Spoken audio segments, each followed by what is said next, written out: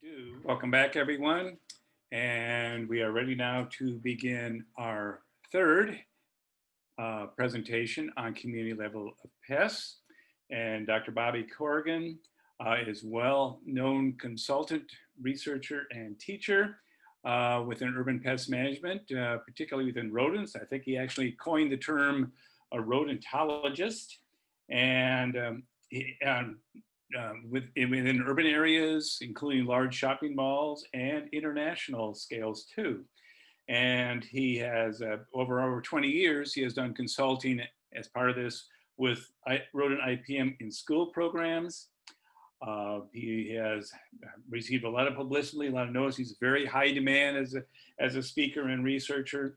He began his college career getting an associate's in pest control from the SUNY system and his BS, master's, and PhD in urban pest control, especially urban rodent control from Purdue University. And Bobby, it is yours.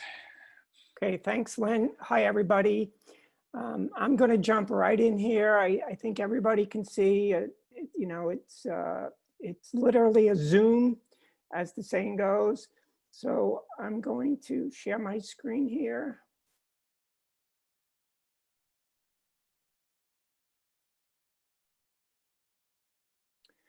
Okay, so my topic is rodent IPM in schools. And as Lynn mentioned, it's a topic that's very near and dear to my heart. I actually started with IPM in schools while I was still with the staff at Purdue University. In 1991 was my first IPM in schools inspection. And I did that with the very famous, now deceased Dr. John Osmond of Purdue University. So with that, I've continued on with IPM in schools for many, many years. I'm still from time to time in schools working on this issue, especially with mice. Okay, so let's kind of jump in. It's an honor to be here. I do want to thank Cornell, as usual. Cornell is, one of the premier universities everyone knows for urban entomology and entomology in general. And I also want to say a shout out to Lynn Braband. Many years of work with Lynn, and congratulations to Lynn for all those great years of everything you've done for extension entomology and pest management. And thanks also, Lynn, for all the emails and getting this set up, and getting me straight, and so forth and so on. This is not a session on biology and behavior of rodents. And I think everyone knows by now, without a doubt, it's one of the most successful animal groups on the planet Earth. In fact, 43% of all mammals on Earth is a rodent, right? So another 7%, it'd be 1 out of 2 mammals that you see that you're around is in fact a rodent. You don't get to be that successful unless you have a lot going for you. But unfortunately, and ironically, we human beings tend to look at rodents as just varmints for many years. It's something that we should just ignore or get rid of, or just, deminimize. We just don't make much of them.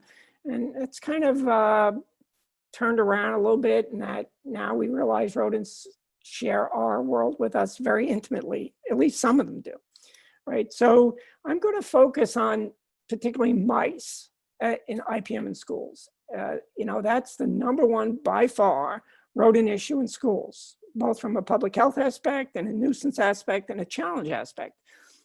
For those of you that may be attending, I'm not going to ignore the issue that rats occasionally, they too can move into schools, move into buildings, move into ceilings. But if there's rats and they're persistent on a school property of any sort, the first thing everybody would have to do is just take a simple break and say, if there's a lot of rats at this school, there is a lot of food very close nearby. And what is the issue? It's not that same thing with mice, right? As we'll see. It's not the same with mice. We have mice, sometimes it's even a mystery where they're getting their food. So, but the bottom line is, I think everybody can relate. If we give mice access to food, which, all they need is 2 to 3 grams, right? 1/10 of an ounce. And some places to hide in schools, they are off to the races. Their reproduction is extremely fast. In fact, just to show you, these are some jobs I've worked on where I literally went out with an experiment, a research experiment, to trap as many mice as I could in a couple different scenarios where they were complaining of lots of mice. And I can tell you just one restaurant in New York City, it took me 6 weeks with the team. We trapped 762 mice out of that one restaurant. That restaurant was open for business. In a supermarket, also open for business, right across the border from New York City in an edge town in New Jersey, it took us 3 weeks and we trapped 2,260 mice out of that supermarket. And finally, in one distribution center, you know, where they supply grocery stores at a distribution center, those very large buildings you see off the sides of highways, we took out 5,439 mice. These are not world records. These are not anything where I would say, okay, somebody should beat this. I know there's more mice in scenarios just like these, right? But what I wanted to share with you is just how many mice can build up in very small environments.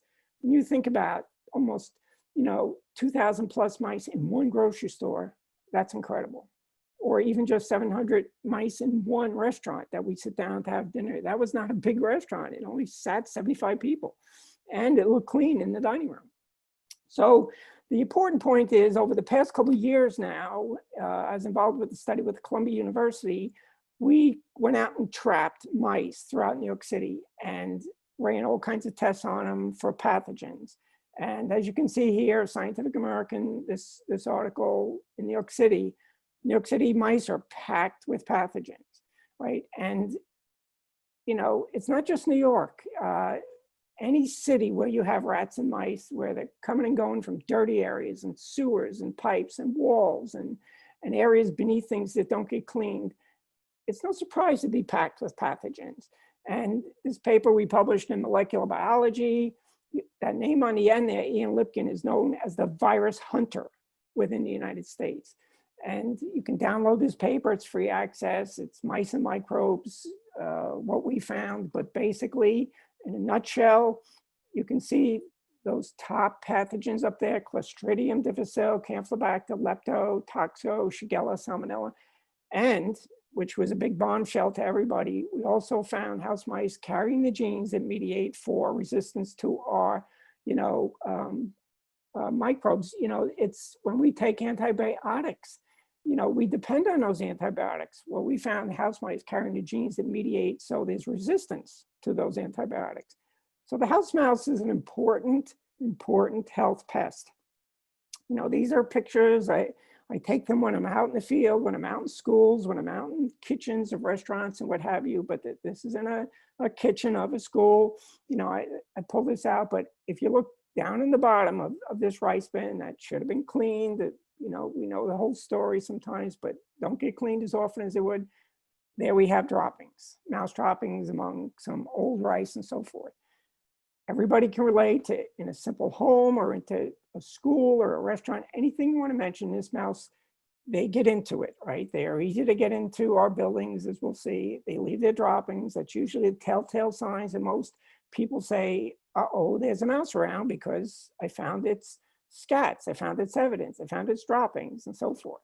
You know, and if we take you know, the classic study that we all do in IPM and laboratories in high school, what have you. Here's a pencil tip. I took this picture, mouse turd next to a dime. The reason I'm showing this scale is because at the very tip of that one dropping you're looking at, you can fit, at the very tip, the size of that pencil head, you can fit 5 million viruses. Okay, and so when people say, oh, it's just a mouse in the kitchen, it's just a mouse in the restaurant, don't worry about it, don't make a big deal, it's just a mouse. Well, that may be that some people think it's just a mouse, but one mouse, one dropping out of 100 it can make in 24 hours inside a school or your home or your hotel or wherever it is, that thing can be loaded, and we found it was loaded with viruses and bacteria and so forth. So that issue right there, I took these pictures myself, you know, working like I said, in these buildings and in these cabinets and homes, apartments and hotels, that mouse is urinating everywhere it goes. It's defecating everywhere it goes. So a mouse in a school, in my opinion, is a big deal. It is a big deal because we don't want to play Russian roulette with, is that mouse carrying or is it not carrying? And are those droppings disseminating airborne viruses? What's going on? So the basic tenets of school IPM for rodents, of course, you guys, we're not going to do this either by detail, but you know, what we learn in IPM in Schools 101 stays true. Pest exclusion is the smartest thing we could do, and sapient meaning wise, Homo sapiens. Sanitation, I taught at Purdue University, as Lynn mentioned, 16 years. I would teach my students 16 years. Sanitation itself is pest control. Before you start thinking traps and baits and sprays and everything, let's deprive, of course, these animals, whatever they are, cockroaches, flies, rats, mice, deprive them of what they need.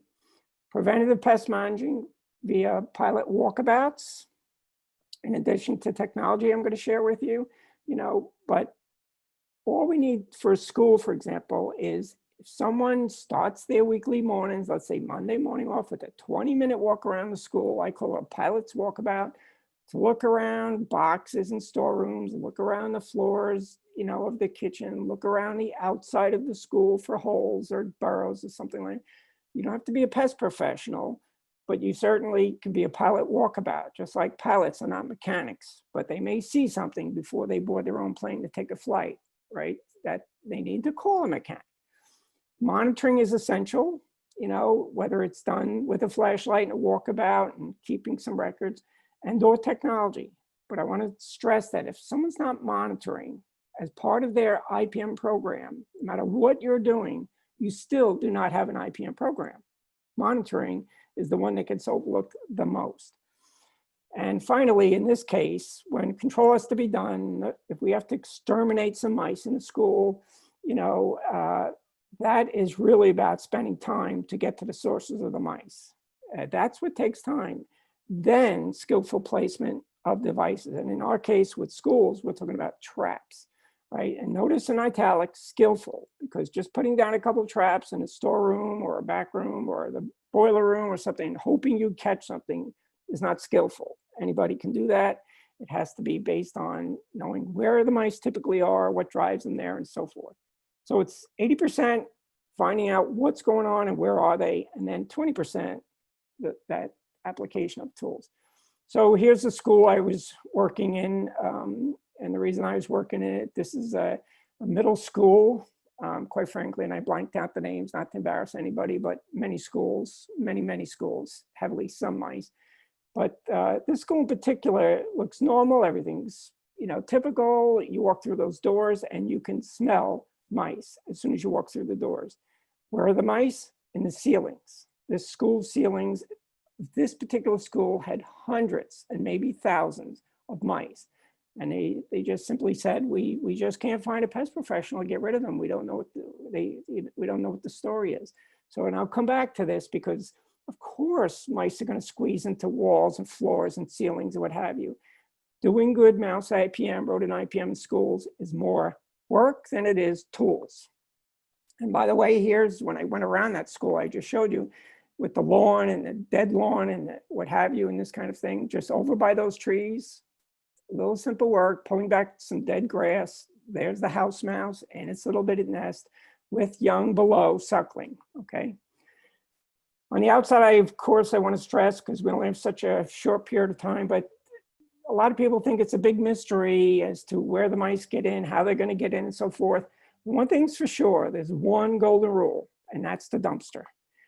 I always teach people, I always teach schools, go right to your dumpster first, then go right to the nearest door of that dumpster where you're putting your trash that's emanating food odors by the billions molecules are coming out of these dumpsters. They get wasted into the air, they get blown out to the fields and the bushes and the grass and everybody, and rodents, like a radar seeking missile, they simply follow those molecules right to the source. They get to this dumpster, then they pick up some food odors coming from beneath those doors. If those doors are not rodent proofed, boom, it's over, right? They're in.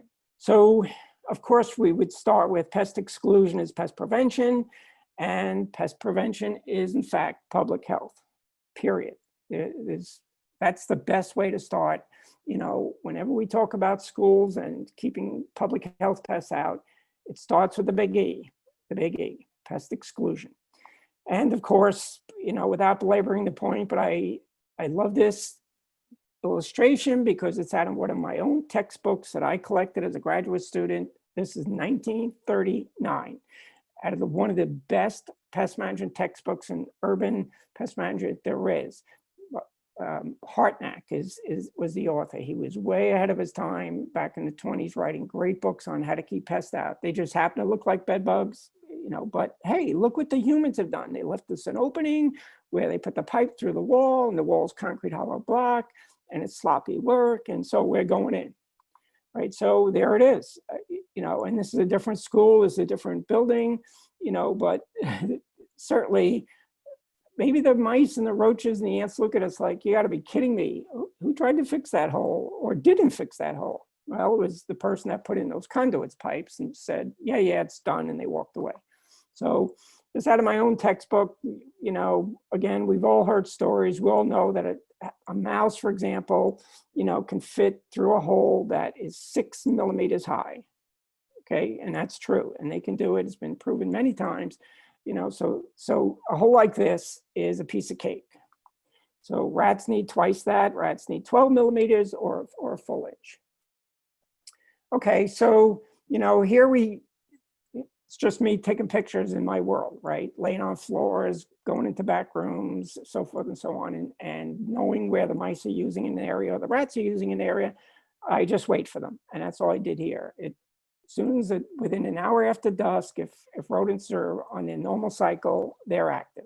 And so you don't have to wait by that door forever. I just had to wait 45 minutes early, and they started showing up, right? So once in, you know, around schools, for example, it's pretty straightforward.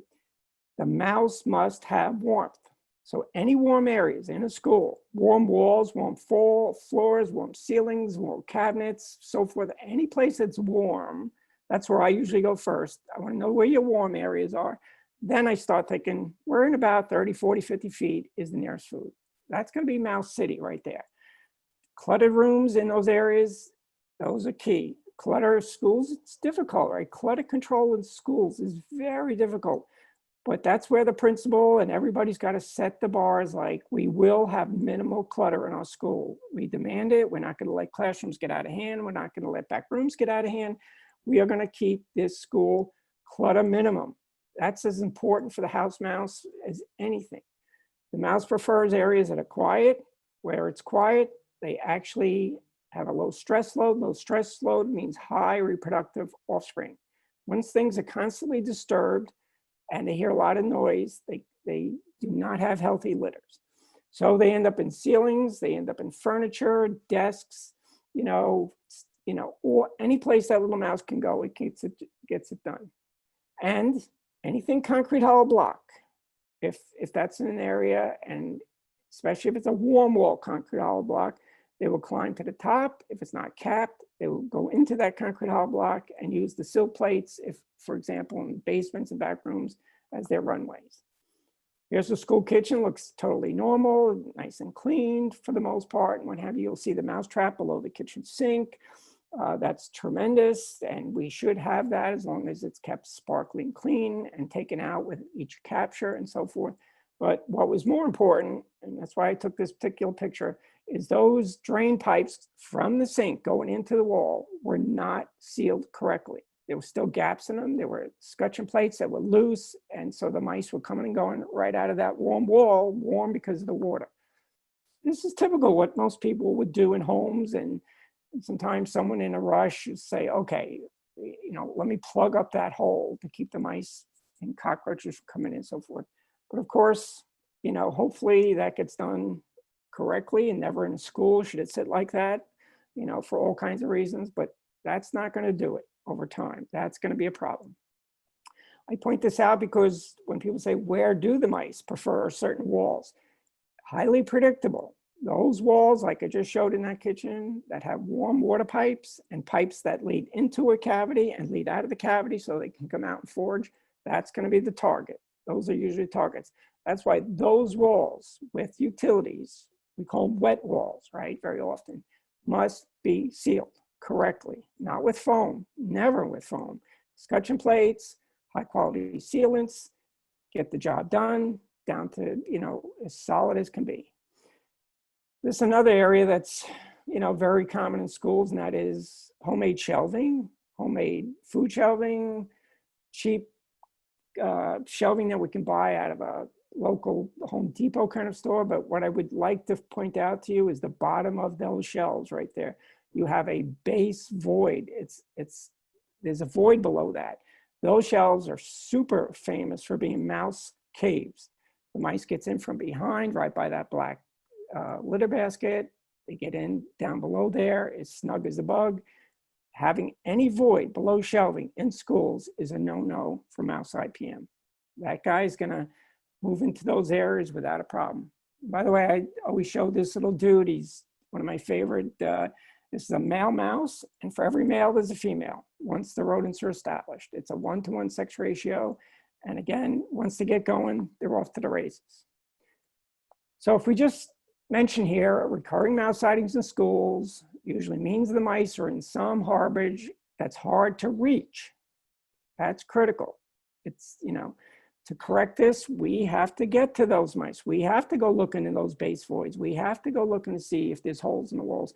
We cannot lay down traps and say, that should do it. This will control the mice, because it will not control the mice. And anybody can lay down some traps around a room and say, okay, I'm doing mouse control, but that is not mouse control, never has been. That's actually mouse harvesting. So should we do it? Yes. For any new mouse that comes into a school, we should have a tool that's going to help us to do its best as can, to stop it. But in that school, believe me, there were like 43 different control devices from the local pest control company that was meaning well, but it was just a trap laydown. So this is where it's at. For example, if a school has a ceiling, a suspended ceiling, there is no way you can get rid of mice without making sure that ceiling is inspected and treated and disinfected. Once the school lets mice into a ceiling, lets it go on for a year or 2 or 3, now you got an issue on top of the mice. You have a biohazard with the droppings and the viruses and the particulate matter and the urine and the allergens with the urine. So it's a situation, I'm popping up into a school here. Those are my arrows. Very common as a consultant. Sometimes people say, oh, this guy has a PhD and he's a mouse expert. And I'm like, you know what? That has nothing to do with it. I'm just getting a ladder out and going to places somebody should have went a long time ago, right? So mice in schools are in ceilings and hard to reach places as well, right? So without belaboring the point, in my career of 20 plus years, as Lynn mentioned, I don't know how many thousands of slides I have of droppings in ceilings, but that's my bread and butter, is going into ceilings, because it's quiet up there. Nobody can get them. It's dark. It's close to food, wherever they want to be. Those are big, big mouse caves. This is another issue, of course. We're all human. We all do this. We all have our attics. We all have our garages. We all have our basements. We have stuff, right? Of course, we all have our stuff, and stuff accumulates. And in schools, it really accumulates. We have lots of papers and project supplies and all kinds of things that make education successful, that we need these tools. So it's difficult, but once you have a storeroom that looks like that, and mice get into that room, where do they go? They go to the back box on the very top, behind everything else that is hardest to get to, and that in fact nobody has gotten to it in several months. They pick up on the lack of disturbance. They love cardboard. It's the perfect nest. A box is perfect for mice. And I actually published a paper on this, the mouse in the box, as to the whole ecology of why mice and cardboard boxes go to hand. It comes from the natural substrate of being in trunks of trees with wood and the whole substrate, and holds their pheromones and gives them protection. But you cannot have a room that's disorderly, that nobody ever looks behind boxes. And by the way, to get to the mice in, say, a room like this, you don't need to start going through all the boxes. If there's mice using any of those boxes in that room, their droppings will be out along the shelves. They'll be away from their box as they head out for their food. All you have to do on that Pilot's Walkabout is look for any droppings, any place in that room, and then go looking into the boxes. So this is not about taking the boxes apart every time and looking them over. It's just one dropping gives them away. Same thing here. This is a picture where, you know, they had a tremendous mouse problem and lots of trapping on the floor, lots of snap traps, lots of doing all kinds of things. And meanwhile, the whole reason for the mice in this particular, and it was very severe, they had hundreds of mice here, were in those boxes, which nobody went to because, hey, there are supplies and be careful and don't go up there and you'll knock things over and so forth and so on. That was, you're looking at the mouse problem. Once that was taken care of, the whole thing was taken care of. So again, I just want to press, sometimes people think, okay, you did something, you put out something, I can see something. That's a mouse trap that catches multiples of mice. Yes, yes. That, just putting that down is going to have very low impact. Will it catch the mice? You bet it will. Will it control the mouse infestation? It will not. So we're going to use traps, you know, in schools, we're going to use traps and place them in areas where they're not going to be seen or disturbed. It doesn't matter which trap you use. You can use different ones in the same box, but they should be put in boxes. That's my box. And in the middle, I also have a cockroach monitoring sticky trap and so forth and so on. But the point is, where you put that is everything, not what you put down. It's where you put something down. This is a trap, very good. Looks like a little heating register on the side of one of the school staff's cubicle where there was a constant problem with the mice in and around because of desks with food in them and so forth. We had that fixed and all these stressed out mice started going into those very readily. So it just blends in and what have you, but sure enough, inside there are 2 mouse traps in there waiting for the mice. Okay, so as we wrap up here, you know, when we do use traps, again, they're essential tools if they're used in addition to everything I've been stressing with the sanitation, the pest proofing, the organization and so forth. But just because you don't see a mouse in a trap does not mean there's no mice. That's important. Sometimes people get into these pilot walkabouts and they say, I checked everything. No, nobody had any mice. You can't skip the Pilot's Walkabout looking for droppings or, you know, holes in walls and what have you. It's got to be complete. In fact, right now, I'll just mention here is we right now have a tremendous behavioral issue that we're seeing coast to coast and around the world with mice, and that is behavioral resistance of mice interacting with objects. There's so many calls I get, you got to help me. We have mice and it's really a problem in the hospital, hotels, schools. They don't interact with any traps, nothing, but they're here. Yes, and it's an issue that's really going to be a challenge for us in the future.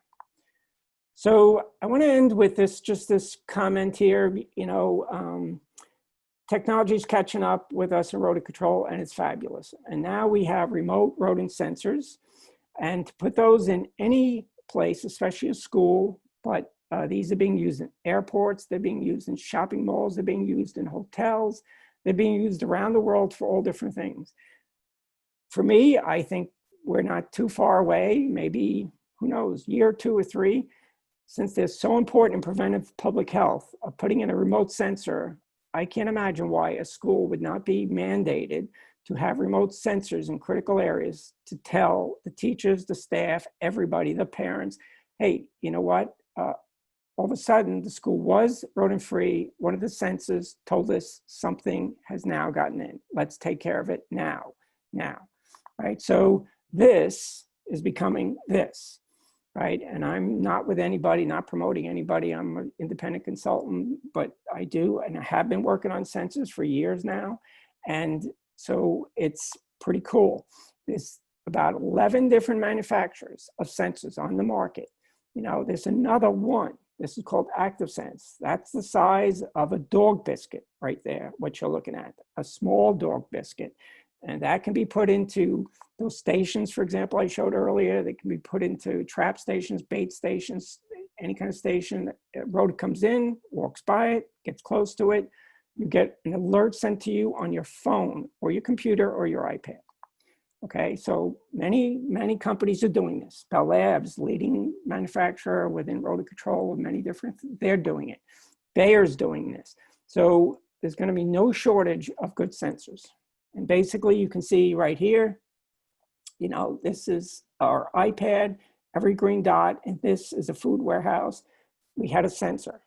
And as soon as a rodent goes in, triggers the sensor, again, you get it on your smart device, whether it's your phone, iPad, desk computer. You get it as soon as it happens. I get mine sometimes in the middle of the night at 2:30 in the morning. You know, Mouse Court, door 33 in Iowa. So it's one of those kinds of deals, right? And what's more is the software is incredible. What's happening is you can get, the device will tell you, was it a rat? Was it a mouse? Was it a male? Was it female? Was it juvenile? Was it an adult? Those kinds of things. For example, if all of a sudden you're getting lots of females in one area, you know you're by the nesting zone, and they have nesting zones in schools and other buildings. So technology is going to help us with rodent control in a very big way, especially in sensitive accounts like schools. So if we wrap this up, weather stripping is not pest proofing, by the way. Corks and foams are not sealants. Food-related shelving must be professional, not do-it-yourself with caves in the bottom. We have to keep an eye on boxes. Even, and we didn't have time to talk about it in this session, but even how we plant bushes around the outside of a school can attract rodents or not. If we put real thick bushes right next to the walls that come down to the ground, those are rodent caves. Taking out the garbage is not as simple as it sounds, and someone should be shown how to put something inside a dumpster without spilling it and letting it drip and causing all these odors that attract flies, yellow jackets, rats and mice, cockroaches, and so forth. Many people do not know how to use a simple dumpster. They sling garbage at it and walk away, right? And that's a major reason for all pests, especially rodents. And this is my last slide. And I just wanted to say, since we're still at it, for all of you that are here and you have any responsibility on school IPM and school rodent IPM, it has always been and should be with IPM. We are more investigators than applicators. Let's be smart about this and think through this versus, you know, for mice and for rats, putting out devices and waiting to see what we got in a couple of days. And I'll stop here. And Lynn, I don't know if we have questions, Yeah, there's a couple questions in the chat box. Right. Sure. Sure. So some schools are conducting significant decluttering classrooms to make it easier to disinfect, which should help, and we'll have lunch in the classroom, which should hurt. Are you aware of any efforts to measure whether steps taken to deal with COVID-19 will impact rodent activity? Do you have any predictions? That's a fabulous question, very timely, of course. I don't think, because the disinfecting programs that are going on for COVID-19 are going to have tremendous impact on the rodent biohazards as well. The reason I say that is the rodents, for the most part, you know, are not all over the touchable surfaces that we're trying to disinfect with the COVID-19. There will be some overlap for sure. You know, as we scrub floors and we scrub some areas where mice may be traveling, those are going to get scrubbed down for COVID-19 for sure. But a lot of the biohazards associated with rodents in schools are in fact in areas where they're having their nests and hard to reach areas. Those are not typically being done. No one's getting into the very hard to reach areas within those ceilings and nooks and crannies and walls for the COVID-19. The COVID-19 is a general application in many cases, and it's, you know, probably very effective. I don't know, but I don't think those are going to overlap too strongly. Okay, thank you. There's a couple other questions that are in the chat box, but if I could maybe ask you, one from Claire about are there comparisons of squirrels in buildings to rodents, and the other one from Vincent about comparing copper wool to steel wool. If you would please just respond to those in the chat box, Bobby. Sure. Yeah, I will do that.